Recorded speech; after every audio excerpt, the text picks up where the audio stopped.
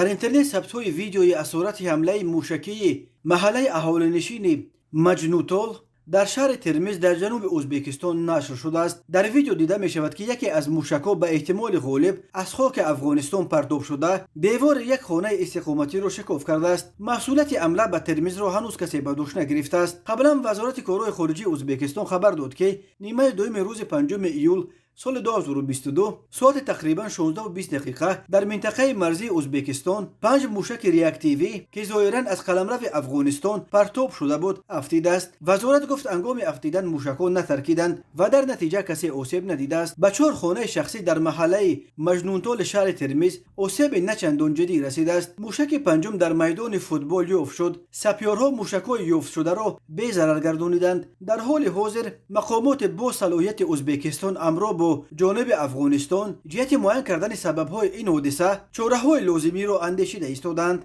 اظهار داشت وزارت خارجه ازبکستان در بیانیه‌اش.